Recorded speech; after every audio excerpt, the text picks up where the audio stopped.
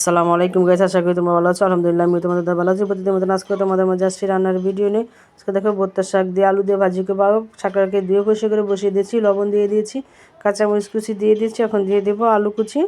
আলু কুচি দিয়ে আমি ঢাকনা দিয়ে ডেকে দেবো সিদ্ধ হওয়ার জন্য।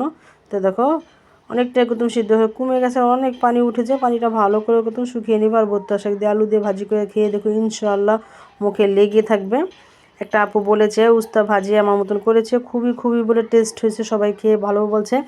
আপু আমি কি বলবো, আমি অল্প অল্প করে করেছি, এত টেস্ট হয়েছে, আমাদেরও মুখে লেগে রয়েছে। উস্তা দিয়ে আলু ভাজি করেছি, তোমরা আবারও খেয়ে দেখো ইনশাআল্লাহ অনেক অনেক ভালো লাগবে।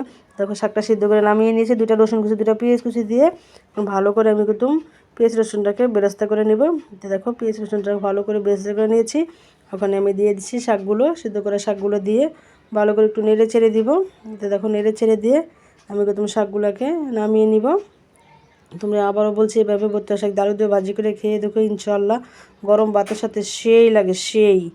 এইতে দেখো আমার শাক ভাজি রেসিপি যদি তোমাদের ভালো লাগে লাইক কমেন্ট শেয়ার করো। আল্লাহ হাফেজ।